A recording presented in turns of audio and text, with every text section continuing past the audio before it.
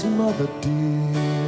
And if you paint your face again, you'll disappear. And how you gonna feel if Superman is sending you a fairy tale? It's time to face the truth. You throw your life away, a woman dressed as Baby Jane, like a phantom. Oh, the American mother. See it again, and it's here, like a phantom. Oh, the American mother.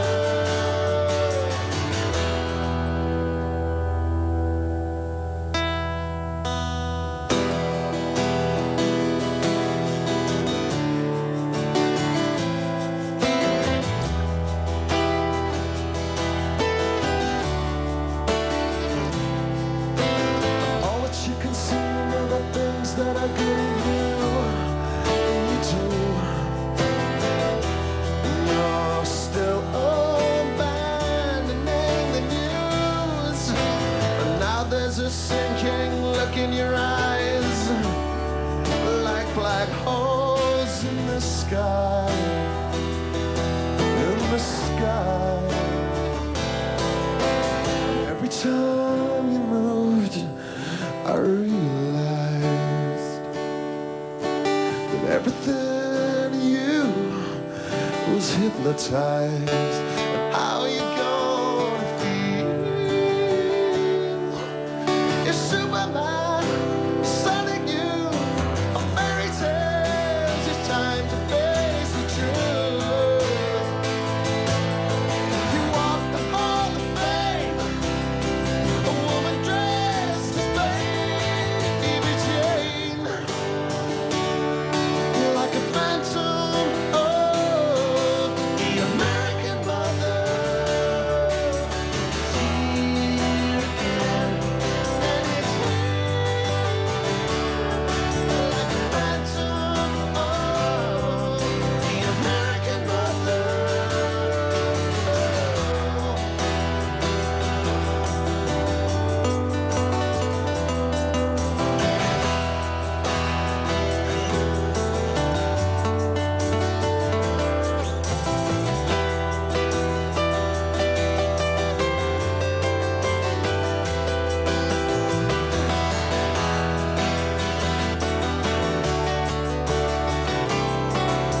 So here it is, you need it proof. There's no rock and roll parade for you. It's time to face the truth.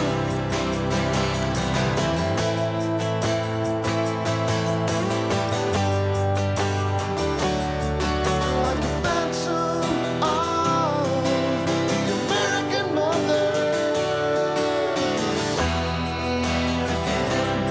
And it's here, like a phantom of the American mother. American mother. And it's here, like a phantom of the American mother.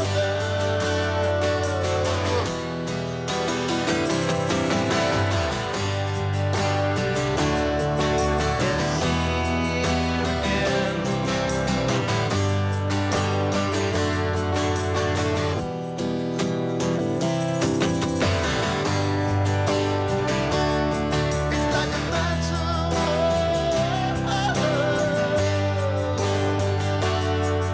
the American mother.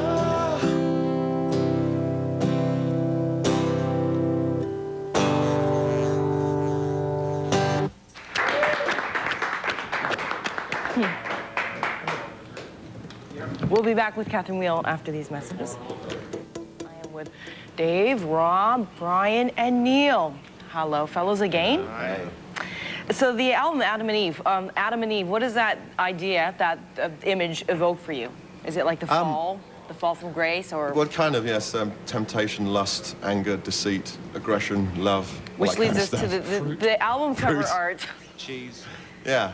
There's a lot of like bodies there. It's- if you it's- can you see those bodies there? How many is there? Many bodies, 12. 12 bodies. no clothes. It's meant to signify close physical presence but emotional absence. That's what it's meant. Emotion. Okay, close physical presence, but So emotional these people are very absence. close to each other, but they're all in their little boxes and they're all in their little worlds. Yeah, yeah. I mean, how easy It's it is. deeply metaphorical. How easy is it to connect? Like, are we all sort of brains in Tupperware jars trying I to think like? so, yeah. I mean, I think I mean, the album is about. It's a people record. It's about people getting on with each other or not, and it seemed like a suitable image. Do you guys think that the sex gets in the way when you're trying to like relate brain-wise? It can do. Neil, you're like, no, Wait, I thought you were referring to the cover there. no. Well, the cover is the launching. It doesn't get in the way for me anyway. Well, sex is always there, so it can't really get in the way, can it? Otherwise, you'd never do anything. So what is the cause of this sort of emotional drift between people? It's just how people get on with each other. I mean, I think people, you know, I mean, the record is reasonably romantic. It's quite a romantically based record, but it's not about male-female or male-male sexual relationships necessarily. I think it's just about people, what people do, how people learn to say goodbye to each other, and the things that, and the circuitous routes in which they take to say the simplest of things sometimes. And it's got to do with the complications people get themselves into, I think. Was it a thematic album? Was it just some kind of like personal manifesto of autobiographical? Not really, no. I mean, it tended. We did record. We wrote an enormous amount of songs for this record, but as we were preparing it, and this time around, we gave ourselves enough time to pick songs which had a kind of relevance to each other. They had a kind of emotional thread, which, but it's not a concept record. It does have a beginning and end, but it's kind of jumbled up in the beginning, in the middle. So. Now, you guys are all married except you, right? Mm-hmm. So, are you single? Yeah. Yeah. If I'm not married, am I single? Yeah. So Ergo. why is that? Do you I don't choose know. to be single? Do you? Yeah. I do at the moment. Yeah. So you'll always be single. You're not looking to get married. I'm not always going to say I'm always going to be single, but I have no desire to be married at the moment. Why is that? Brian's having a good laugh. My selfishness gets the better of me. I'm going through a hideously selfish period at the moment. I don't think anyone would put up with me, to be honest with you. Yeah, I get the sense of that too, because you're saying like the inability to say, or the inevitability of having to say goodbye. Yeah. Is that like, I guess that's, you just go through life having to say goodbye to all your friends? I mean, I've almost got used to whether they're friendships or relationships, that you expect a time when this is the time to say au revoir, you know, cheerio. It's time to move on, and maybe I've just got used to that. But I don't know. The last song is funny too, because you're like saying that a lot of people have perceived you as being kind of like selfish and self-absorbed and this and that, and you want to phone up all your friends in your telephone book and say, I wish you well, I love you, goodbye. Is this a perception? Like, do a lot of people, do you guys think he's fairly self-absorbed? Self-absorbed. I think no. I think mostly he's. This is character assassination. I'm telling you. What are you doing? Everybody in their own. Everybody has their own mind and knows what they want. Yeah. I mean, none of us we didn't all sit down and say we're going to get married. Things happen by accident, and things haven't happened by accident to Rob yet. So. It's circumstances. I mean, in terms. I'm actually married to Brian. That works well, because then you can tour together and you know, And they share live the together. same bed. The album as well is a very big departure from your previous albums, like exploring silences, quieter arrangements. Why were you drawn to like going from the noisier stuff to going? Well, this is something we've always done, and we released last year a compilation record of some B-sides and outtakes that we'd done over the last 3 or 4 years, called Cats and Dogs, and that was we were flicking through the songs available to put on that, and we realised that there was a huge side of the band which we felt we hadn't done justice on our studio albums, which was, I mean, we found that the band was just as powerful when it was being quiet as it was apparently when we had the guitars cranked up. So it's, I mean, I think this record isn't necessarily a quiet record compared to the last one, but I think it has a better balance of what the band's capable of these days. I think.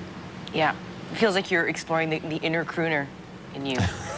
And, Yes, and the album's received a lot of really positive feedback as well. So Yes, people seem to view it how we view it, which is unusually rewarding. very good. And you've come back to Canada over and over. Is this a big place for you to come to play? Yeah, we love it here. It's a good place. Right on. There's a good connection here. And having played like in North America, England, and Canada, is there any particular place that you feel most identified with? I'm not wishing to appear sycophantic, but probably here, actually. Yeah, I figured so because you're often coming back here. Yeah, I mean, this is I mean, we're playing tonight at the Warehouse in Toronto, and it's like, again, you know, one of the biggest shows we've ever done and we played here about 3 months ago, and we filled the place, and it's somewhere. I think it's got a lot to do with the Canadian sense of humour. I think they kind of they appreciate the Brits perhaps better than others. Right on. Oh, well, that's cool.